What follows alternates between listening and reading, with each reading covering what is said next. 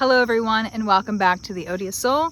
My name is Shannon and I really have been meaning to do another garden tour with you guys. And it's just gotten pushed back and pushed back and pushed back. And this last week we've had on and off rain and I keep saying to myself, oh, well, wait till I can get some weeding done, or wait till I can get this done, wait till I can mow the yard. So I just give up. So today you're going to see my garden in all of its glory and all of its not so glorious ways. And I thought the perfect place to start was by these sunflowers. There are 3 sunflower plants here and they're all volunteer sunflowers. Now, if you're watching this and you're like, what in the world is a volunteer sunflower? Well, anytime we say that a plant has volunteered itself, basically it means that I didn't plant it on purpose. It just grew automatically. Now, I have a lot of volunteered plants in my yard and my gardens, and most of them I want to pull, like weeds such as mugwort drives me crazy. It's just everywhere. And even though it does have some medicinal purposes, definitely, it's just something I don't want in my gardens. It's invasive, it takes over. I think the thing that drives me the most in the veggie garden is probably the shaggy soldiers. Oh my gosh, like if I could get the universe and God to take away one thing, it might be the shaggy soldiers. But the mugwort might also be in there too, because mugwort has longer roots and it's just, anyway, they both can go. But nonetheless, sometimes a plant volunteers itself and it's a good thing. And these sunflowers are a prime example of a volunteer that's really good. Occasionally as you compost things and you have those seeds in your compost, you'll notice that maybe a year or two later, as you're using that compost, you'll have plants that you grew a couple years ago all of a sudden volunteer and come back, like tomato plants and things like that. I reused some potting soil. You hear that noise? It's a frog. But I reused some potting soil this year, and the seeds that I wanted to grow didn't, but then a tomato plant decided to volunteer itself. Same thing happened with a Shasta daisy. Things like that will happen if you're reusing soils, if you're using compost, or if you have a bird feeder like this one that has sunflower seeds. You might get lucky and you might get some volunteer sunflowers. These are so immensely beautiful. I just love to come out here and sit and stare at them. They're just gorgeous. And next year I will be planting more sunflowers on purpose. All right, so the next stop on the garden tour is over here in the rose garden. It's right on the other side of the fish pond, but I am having a heck of a time with roses. I got 2 new roses. I got a beautiful David Austin Tranquility and a David Austin Port Sunlight. I think that's what it was called. The Port Sunlight is still a little itty bitty tiny bush and hasn't done anything. The Tranquility gave me some beautiful blooms, but it already has black spot fungus. And even though I've sprayed it with copper fungicide a couple times, I think the other roses I had it and just gave it to them, and they're just not doing well. So as much as I want a beautiful English rose garden over here, I don't think it's going to happen. However, something that is going well in this bed is my Dahlias. Dahlias. I had transplanted both of these from actually over where the sunflowers were, and I had sprayed for weeds before I thought about getting so serious with gardening and wanting all these plants. My thing is I hate weed whacking. My hands can't handle the vibration, and I also get poison ivy really easily. So every time I would weed whack in the past, I would get poison somewhere on my body, and my hands would just hurt like the rest of the day, like they would burn. So I started, an ex-boyfriend of mine said, why don't you use weed killer? And I was like, what? So any place like around borders and stuff, I typically use a weed killer just to help keep down the weeds so I don't have to weed whack around everything. Now, pros and cons. Pro, I don't have to weed whack and things look pretty and it really kills everything, so it gives you a definite border. Bad thing is if you go to try to plant plants there, you have ruined the soil. You have taken out all nutrients and you have poisoned it. So anything you decide to plant there probably won't be growing, or it'll start off okay, but then once those roots start pulling up that stuff into the plant, it kills it. So I've killed so many plants this year because I wasn't thinking at the beginning of the season, and then as I wanted to do more with gardening and wanting to do more with plants. So next year's gonna be something that I'm gonna have to figure out a compromise. So stay tuned while I figure out what the best course to go next year, with not wanting to use weed killer, but also not wanting to weed whack and actually have to pull weeds every single moment of my life. But anyway, back to the dahlias. These things were doing horrible over there, and I transplanted them over here. I actually transplanted 3, only 2 were surviving. But you can see like these things, this one's finally kind of coming back to life a little bit more. This one is huge. And this is another great example of don't give up on a plant. You know, something may look really bad, it may look terrible, like these roses, you know, Pete Allen Smith would tell me just to pull it up and burn it. But I'm slightly determined to keep messing with them and trying to get them to be healthy. And the one plant produces tons of beautiful blooms regardless. The other one has only done like 3 blooms. The Tranquility from David Austin has put off some pretty blooms, but its foliage is looking really bad. So that just means I have to do more research and I have to figure it out. And when I get the fall rose bush that I ordered, I'm going to plant it far away from this disaster. I don't know if I ever showed you guys this, but my daughter gave me this cute little thing for my birthday this year. It's a little cat that has gnomes in its mouth, and then the little lady over here, she's actually holding a rolling pin up to it, like, let them go. So cute. This is prime example of my arch nemesises and the things I'm trying to save. So this area here, all of this was just weeds, and it used to be an old mint patch, so there was still some mint in here, and I have done a great job this year of picking weeds and which has allowed all this mint to grow. Like all of this here with the tops, this is all mint, okay? But you can see in here 2 of my arch nemesis. For one, here is that shaggy soldier that I told you, oh, the universe needs to get rid of. And then like here is mugwort. So the thing is these are both highly invasive, and they've completely smothered out the mint in the past, and they're continuing to do so. So this is an area that I need to get to ASAP. And here is another sunflower that's on the back side of the fish pond, and then more of the plant that I brought from my grandfather's. There's 2 of them. One's doing really well, one is not. But I know I was just talking about like weed killer. Like this was an area that I had used some weed killer, and especially like in the stair area. But it's crazy because the sunflowers seem to grow in anything no matter what, which is awesome. And it's amazing. I feel like if you have bad soil, plant sunflowers. It looks as if they cleanse the earth and kind of help get it back to where it needs to be. And just showing off my little fire pit area. I love it over here. We have yet to have a fire this season, but it's so super cute. Just so cute.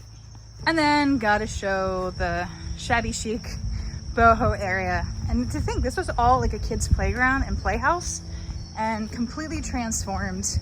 You know, definitely an area where the adults can now hang out and have a good time. Maybe I'll do a video of how I transformed it. And now, let's go look at the food. All the lettuces and leafy greens that I have planted in this are seeding now. It's so cool to see. This is actually Endive, or Endive, or however you want to say it, and it's actually gotten some really cute purple flowers on this. Looks like most of them are not really beautiful right now, but it was pretty. Rocket, I've actually already harvested some of these rocket seeds. So as they dry, I try to get them. The spinach down here is also going to flower as well, which is kind of cool to watch. And like I said, I didn't want to pull any of that just because I wanted to see how it flowered, what happened, and then try to save seeds. And so this was like a big old science experiment this year. Tons of marigolds. These are, I believe these are the Burpee Snowball. And they're not as big as the ones that I have down by the mailbox, but they are in a more compacted container. Like you can see how like long these stems are. Like they're just, let me see if I can get a better shot of this. Like they're just crazy. They just are growing out, far out. So I think, not sure if I'll plant this variety in here next year. Maybe plant some smaller, more compacted ones. These, like if you look by my mailbox, which I should have shown you, like it's a huge old bush of them. It's beautiful. So, and I think it was only one plant. Peppers are still holding on strong. Still have far more banana peppers and jalapenos than I know what to do with. I just keep trying to figure out whatever I can to see what I can do with them. I used a bunch of banana peppers in my pasta sauce that I made. I didn't can the pasta sauce. I froze it just because I thought that was easier, and I didn't have any more lids for the ball jars that I still have left. But down there, the lemongrass is holding strong. Yay, so excited. Here is some radishes. Whoops. Here are some radishes that still have a couple weeks to go. And here, hot mess of shaggy soldier. And then a lone broccoli that's decided to actually germinate and come up. So I guess the broccoli direct sowed is not the way to go, because I think I planted at least 1, 2, 3, at least 9, if not 12. I can't remember how many seeds I put in here, but I only have one broccoli plant, and quite honestly, like this, way too much weeds in here still. So, and I know you can, it just looks terrible. It's amazing that the peppers did so good, and the zucchini, and this is where the zucchini and squash were, and they did amazing here. So I was hoping, but if it doesn't work, it's fine. I can always germinate some seeds and start again. In this container here, we have the 2 varieties of mustard, and you can see, and then, oh, I also had the Vulcan Swiss chard from Baker's Creek, and it's crazy. Like this mustard here, which is the Green Wave, I only had this grouping show up. Here is the giant red, Japanese giant red, which was the free packet. That's doing much better.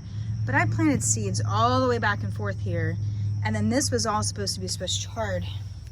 And like nothing germinated except for the couple on the end. So I did consistent watering. I know we've had some rain, so not sure exactly what happened, but that's the beauty of gardening. You try to figure it out, and then you try again, right? The beans are still holding on, but they look like a hot mess. I know from afar, it's like, oh, that looks so beautiful. And then you get up close and you're like, wow, look at all that Japanese beetle damage that's still here and all these dead leaves. And I try to keep up on it. But right now it's just a matter of trying to pick the beans fast enough. We've eaten them at least 3 or 4 times for dinner, and we always have leftovers. So good producing. Just I gotta do better with how I grow them next year. All the greens that I'm growing for microgreens for salads. I think this is the Burpee Bib. Yep, this is the Burpee Bib. Love this. It is so yummy and tasty. This is another great variety. This is the, I can't even read my own handwriting, Grand Rapids. This is beautiful, has texture, but still really soft in the salad. And this is the Red Salad Bowl. These make a perfect salad. I did try to grow spinach here, but you can see only 2 plants actually germinated. And I think that was just because I tried to germinate them when it was still a little too warm. So now it's kind of cooling down. Today it's didn't even get to 80 today. It'll be like mid 80s all week though. So I think we're getting to a time where I should be able to try to germinate more direct sown, and we should have no problem with the spinach going forward. The tomatoes, all the cherry tomatoes are just still overwhelming me. I've dried so many. I've made sun-dried tomato pesto, which is phenomenal. And that's in the fridge, so that should last me, I'm gonna say a couple months in the fridge, the way I prepared it. And let's see here, I've made pasta sauce, which I froze. I made fresh salsa, which I canned. So, I mean, doing everything that I can with them as much as possible. The regular tomatoes, the beefsteaks, and the celebrity hybrids, they're kind of coming to an end. I did get in here and tried to clean up some of the leaves.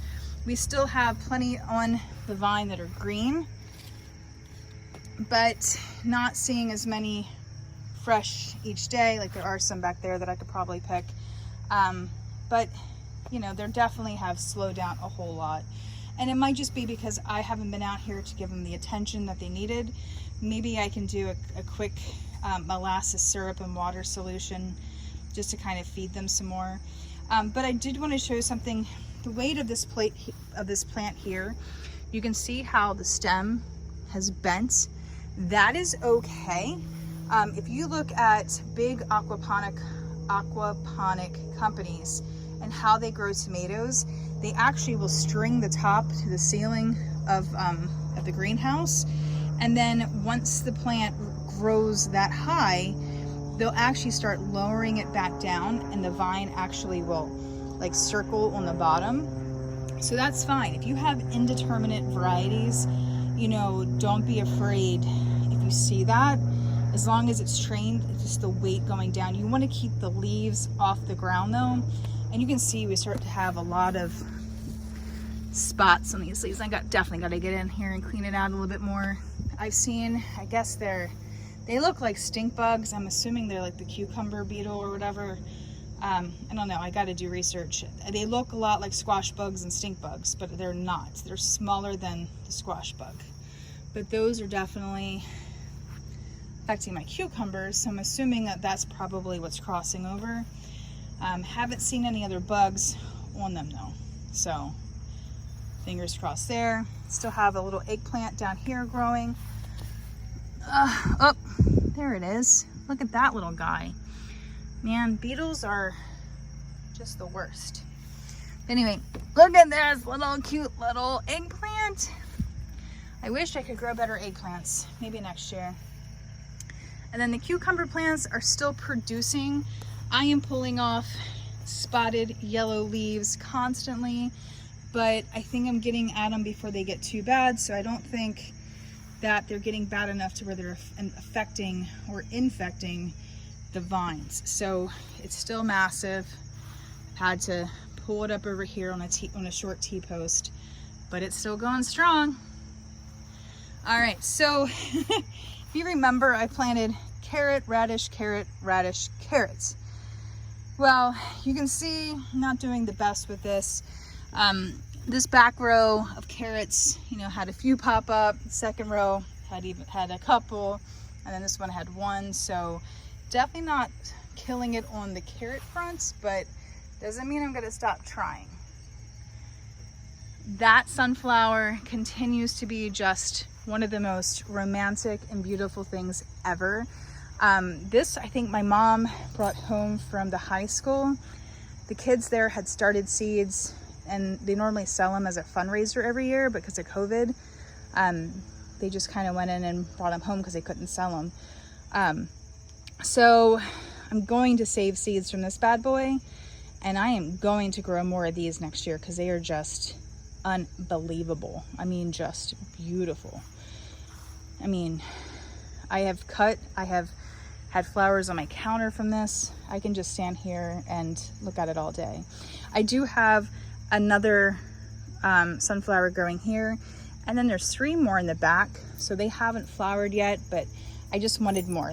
That was so pretty. I was like, I want more sunflowers. I have a bunch of basil growing, and then I even have a little bit more. And then this is a cilantro. I did plant more cilantro, but none of it's coming up. And then the dill. If you remember, I had found 8 caterpillars on there, and I put them all in a jar, and then I ended up setting them free in my front yard. Well, came out here like a week ago, and there were even more dill caterpillars and these are the black swallowtail ones. So these guys have gotten really big and they're so cute. I mean, I decided I was just let me get that in focus. I was just going to let them stay and live here because having butterflies is a beautiful thing, and it's more important to have butterflies than it is for me to have dill. So, yep, but I don't see a lot of them anymore. I see one is trying to escape over there. Don't know where he's going. And then I only see one up here, and then two down there. That one down here is huge. I wonder where they all went. I guess they all are off to make, what are they called? Chrysalises? So strawberries, I'm definitely thinking of doing something different for the strawberries next year. They did so well in those. I hate to, but at the same time, I'm not sure I like the setup where it goes from like the box to the tires. So I probably will change that. And then here behind this box is kind of where I'm planning on putting a chicken house and then fencing like this in, not including the door, just, you know, from the red thing out, a chicken yard here. So, but that's always up for change. Oh, this grapevine is a hot mess. Going to fix it, promise. Here is, here are the bean plants that the groundhog got into, but they're actually starting to produce flowers. You can see like in here. So, oh, where did it go? There it went. Stupid little stink buggy thingy. I don't know what it is. It looks like a stink bug, but they're all over the plants. If it's not one thing, it's another. But anyway, so we should start getting beans off of this. Not sure really how much is left. And then all of this mess down here, we put in one like archway, and don't worry, that top board is not actually connected, but I got the 2 posts. I'm gonna do another 2 posts here, and then all of that grapevine is gonna get trellised over what I make here. And then we're gonna cut down this tree bush thing here, as well as that post, which will free up all of this land here for more, I'm gonna do raised beds, but they're not gonna be as high. They're just gonna be probably like an 8 or 10 inch board off the ground, just for like, more like a border as opposed to an actual raised bed. So, all right, so we're gonna start off here on the end, which is kind of like the end of doom. Like this end does not want to grow anything. If you remember, I had, you can actually still see the tags, catnip and chives planted here. Well, they didn't come up. I had a little tiny patch of catnip, which you can actually see right here, which look at them. They didn't do anything besides just that little tiny bit. Like, what is up with that? So anyway, so I decided, okay, well, screw that. I'll leave the tags there in case something weird does start to grow. I'll be like, oh, that's right. That's where I put the catnip. But I have a row of beets here, a row of kohlrabi here, a row of beets here. Both of those are golden beets, and then a row of kohlrabi here too. And they're not really getting big. Now, mind you, I know, like you can see on the tag, I just planted these 2 weeks ago. But I guess like I have such high expectations because things were growing so fast for a while after germination that maybe these just need time. But it's still one of those things where I'm just like, come on guys, I want you to live, I want you to grow, you can do it, you can do it, you can do it. So that's them. Next to them, I have the weird tomato plants. That this is that volunteer one that I was talking about, that I ended up chopping the top off, which the top is actually right there. He's getting heavy and falling over. I'll have to get him supports. And then back in the corner here, which one? That one here. He was actually from the fish pond. He was one of the aquaponic ones. And I never did the aquaponics video because I failed horribly. So I didn't want to actually show that on a YouTube video. But still, he also needs supports. He's getting a little heavy. We just had a lot of rain recently, so they're both just kind of like, hey, I don't want to stand up anymore. I'm just gonna throw him over. And then those are 2 beefsteaks. Those are 2 beefsteaks over here. And they're starting to turn yellow, and it's not like they're gonna really probably produce much fruit before fall anyway, so they're there. We'll see what happens, what I decide to do with them. Here are the 3 pepper plants that were by the house in partial shade that I transplanted. This is a banana pepper plant, and I've actually pulled some good size off. This is a green pepper plant, and it's actually starting to produce some pretty nice looking green peppers. That one's also a green pepper plant, and it's so cute. Look at that little baby green pepper. She's so cute. But then these were the jalapenos from the aquaponics, and I've pulled a couple off, but they're so super tiny. Like, they don't get normal size. They turn black, like a really dark, like almost like they have anthocyanins in them or something, which the other green jalapenos that I had from the same pack didn't. So I don't know if that was something just from the pond. Like, I don't really know what happened there. So they probably will get pulled out pretty soon, because I don't want to have them suck up nutrients if they don't need it. Down here, this is the Bok Choy, baby Bok Choy, more radishes, and then red beets back here. And you know, mixed. I've had a lot of little critters eating the greens here, which is kind of sad and depressing, because with the baby choy and the bok choy, you know, you don't want that to happen because you eat the leaves. So, and then they're also, like, you can see like these spots. So not having much luck. I feel like these are definitely plants that I would have to cover. Like, in the future, I'm definitely gonna have to get some netting and cover them and just try to keep, you know, any flying insects off of them. So there's those. Swiss chard finally coming in a little bit better. We have 2 lines of the bright lights, and this was the green something. What does this say? Swiss chard, green, Lucullus. No wonder I can never remember what it's called. But again, things have definitely been eating them. But they're finally starting to take some shape. And you can tell I need to get out here and just kind of clean up some of the bad leaves off of them too. I've been slacking lately. The Frosty Peas are actually producing pea pods, even though it said that it really probably wouldn't start producing until it hit like 70 degrees. But they're so tiny. I'm like, is this normal? Are they supposed to be this small? But you can see the pea pods here, and we've actually taken several off, and they don't make it in the house. I literally just open them up and eat them out here in the yard. They're just so sweet and amazing. And again, those are Frosty Peas. Next in here we have some eggplant plants. I started the seedlings out here, and they're just not getting big enough fast enough, so those will definitely go. Oh, but how could I forget?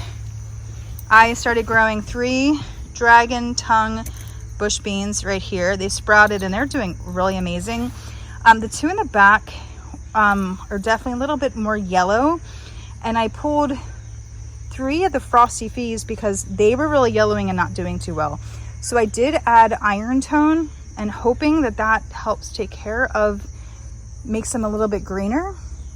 I'm hoping that that is what was missing from their diet. So we'll see if they get any better looking. Here are the double yield cucumbers that I direct sowed. These are slowly becoming a hot mess, or quickly becoming a hot mess, as I try to pull this around. Like, I swear, every time I come out here, it looks like it grew another like foot. I mean, just all of the little strands. I just keep trying to do things with them and just keep trying to keep them on here. I'll have to do that when you guys aren't watching. But yeah, so they're actually starting to produce cucumbers. You can see down here we got a cute one, and it's so interesting. Like, these have little black little nubbies on it, where the other ones, like my other ones, have white little nubbies, which I know might not really matter to people, but to me it's like, oh, what an interesting observation. Here I planted some okra direct sowed.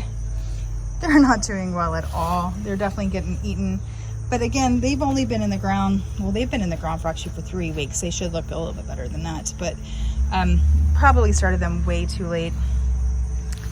Here is my lonely little zucchini plant. This is the one that if you just watched one of my latest videos, you saw me doing surgery. I had to pull out a squash vine borer bug from down there, and I compacted it, and you can see like it's still doing well. Like it actually has a male flower on it. So now we just hopefully we'll get a female. Oh, we do. The female's down there. So I'll keep an eye out on him or her, make sure she gets fertilized. I'm sorry, pollinated. This is the huge butter stick squash plants. And you can see I actually have, actually he needs to come off. He's getting kind of big. So if you notice on here, I actually have tea stakes in here, and I have zip tied these bad boys to them. I'm trellising these guys this time. Had so much problem with pest on the other, and then this variety grew so fast, and then that one got like, gosh, it was like 6 or 8 feet long when I finally pulled it out. So with these, I want to grow them up, and just so I can get down in here and look for squash bugs and be able to see the vines and see if they have any damage. And I haven't seen any squash bug eggs for about a week, but I just pulled a squash bug off a week ago. So I'm still looking just to make sure those bad boys don't come back. Here we have some of the long white icicle radishes. Let me get in here. Let's see if you can see anything. Oh yeah, I'm gonna pull this one. No. Look at that radish, isn't that awesome? But now only look down here at the white part. You see up here, I had this slime mold. It was so weird. It I Googled what the yellow like fungus stuff in garden was, and it said, hey, do you have something that looks like dog vomit? And I'm like, oh my gosh, yes it does. Well, I got slime mold all over these things, and I have no idea what happened or how it got there. You actually, if you look through here, is actually still some slime mold way back in there, behind those squash. So apparently it doesn't hurt the plant, even though it has killed some leaves. So it won't hurt that at all. So some of these definitely need to get pulled. Like, holy moly, what is this? So, but those are the long white icicle radishes. So cool. And I think I just got the seeds from them from my local shop, Bowman's. But these actually should be coming up too. We've already pulled several of these. These are just cherry bells, and they're definitely getting big enough where we gotta take care of them. They can probably all come out. Anyway, so down here we have turnips, and only part of these rows actually germinated and started growing. And I've never grown turnips before, but I'm so excited, so excited. So if you're trying to live more of a keto life, low carb lifestyle, turnips are amazing because they taste, you can roast them up and they taste just like potatoes, only they aren't starchy like a potato, and they don't have the carbs like a potato. And then of course the glycemic index is different. So turnips are a great alternative if you're trying to lose weight or trying to lower your insulin levels, any of that. So, okay, so over here, 2 sugar baby watermelons growing there. Just sowed the seeds on August 1st. So even though I'm looking like, man, they're so tiny, I'm not gonna get watermelons. They've only been there for like 2 weeks, Shannon, just chill. All of these are my cantaloupe plants. These are Hale's Best. And I am starting, hold on, I know they're here somewhere. I know, oh, like here. Like there's a cantaloupe. Right there. See it? And there's another female flower. But yeah, they're starting to, I think I might actually be getting some cantaloupe, which is super exciting because I was really getting worried. I've had a really bad time with aphids on these plants. I've pulled off so many leaves, and the one thing I've had a lot of people say, how do I get ants out of my garden? You don't want the ants to get out of your garden. For one, they help keep soil loose, which is good. But they also can show you when you have a problem. So if I see a bunch of ants like on a leaf or on a flower or something like that here, I know they're not after my plant. I know they're after the aphids that are on my plant. Same thing when I had all the stuff on my grapevine. When I saw a lot of ants, that's how I knew I had a problem with aphids. It wasn't the ants destroying stuff, it was the aphids. The ants just like to nurse the sap out of the aphids, and that's why you see so many of them. But yeah, I don't see any real ant activity right now, so that's good. I know I squashed a lot of aphids the other day, but still, I'm just so happy that there's some cantaloupes actually growing. Also here, this is a, whoops, do not want you attaching to him. Get off of him. This is actually a Kajari melon plant. That's a Kajari melon, and that's one. I had planted 4 seeds. 3 have come up, and they've been in the ground as long as the sugar baby bush watermelon. So those have only been in the ground for 2 weeks. So they were doing pretty good. I just wanted to get at least one. If I can get at least one before frost, I will be so excited. And then my lone banana pepper over here continues to produce astronomical sized banana peppers. Like, look at this. Look at how big that is. That's just like, for a banana pepper, that's pretty good. And he's just been here by himself. He almost died, but I saved him and I gave him a home. Just in with some hostas and a bunch of weeds, and he's loving life. All right, so I know this video is probably horribly long, and I know nobody's gonna watch to this point here. But if you did happen to watch to this point, I just wanna kind of reaffirm for myself, I want a new house so bad. I've lived in my home for, well, since 2002, so 18 years. Summer of 2002 we moved in. Same year that my daughter Zishan was born. I got married, bought a house, and had a baby all in the same year. I was definitely certifiably insane that year. But this house, you know, I've grown up here as an adult. Like, even though I was a kid, you know, when you're 22, you think you are amazing and old and you know it all. But then you get to be 40 and you're like, wow, like I was so young and stupid. And I was smart in a lot of things, don't get me wrong, I wasn't that stupid. But you get so much smarter as you get older, and you know, now that I'm in my 40s, scary to say, you know, as much as I don't want to get old, I can't wait to see what I know when I'm 60. All that knowledge, I never stop learning, so it's kind of fun to see what am I going to learn next. But anyway, I want a new house so bad. I want to buy a house with my new husband. I want us to start a new property. I want us to start a new land. I want us to do it together. You know, we have so many memories here, both good and bad. I mean, heck, I lived here with my ex-husband. I lived here with an ex-fiance. I'm living here with my new husband. Like, just with me and my men in my life, this house has seen and can tell so many stories. So obviously we want to go someplace new and start someplace fresh. And, you know, it's hard and it's scary to think about selling and then buying and then just being here for 18 years, all the stuff that we have to move.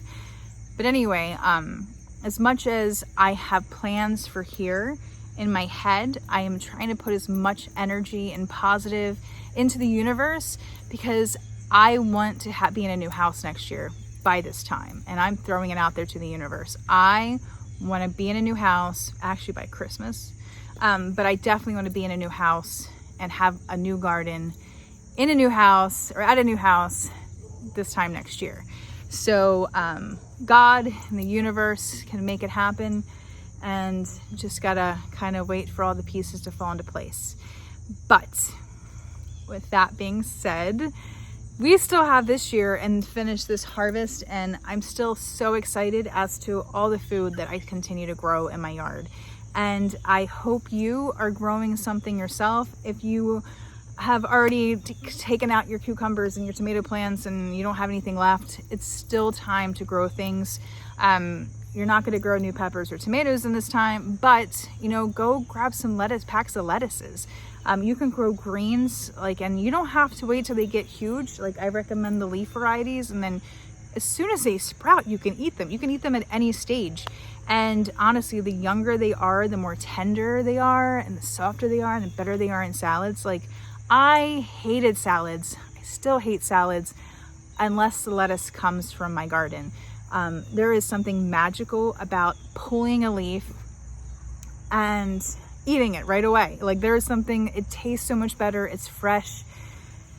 I mean, I cannot recommend it enough. It's unbelievable. So there's still time to grow a lot of things. Peas, if you get a frosty version of the pea I got, something that's very frost hardy, grow some peas. What else? Kale, cabbage, Brussels sprouts.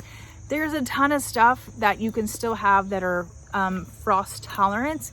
And that's what you want to remember, is frost tolerant is what you want. So beets, turnips, carrots, radishes. Heck, it takes 30 days to grow a radish. And you can do a lot with a radish, believe it or not. I had leftover small potatoes last night for dinner. So I chopped up the potatoes. I threw in 4 radishes, sliced them really thin. And then some leftover peas, and then put some mayonnaise in there with a whole bunch of dill. And let me tell you what, that was like a flavor explosion. Whoa, these things actually go together. Radishes also taste good if you chop them up and you fry them or roast them in the oven, or even if you just throw them in with another vegetable that you have. So you can grow stuff and you can grow things quick. If you don't have raised beds or a tiller for your garden, or you don't want to destroy your lawn, go get a bag of dirt, cut open the top of the dirt, plant rows of lettuce in there, and then when the frost comes, you can put a tote over top of it. It'll act like a little greenhouse. Don't forget to water it. So there are so many options, and you can grow things in pots. Look at how I'm growing my lettuce. I have all this space, and I'm still growing lettuce in an upside down utility container that Verizon would use for fiber optic cables for their connection points. So you can grow in anything, and I hope you do. I hope you grow something. I hope you try something new. I hope you go find a seed packet that's just whoa, what is this? And you grow it and you try it, and even if you hate it, you grew it. And then if you don't want it, you can give it to somebody else. So help be the solution. Don't be part of the problem. So go grow a lot. Go get growing.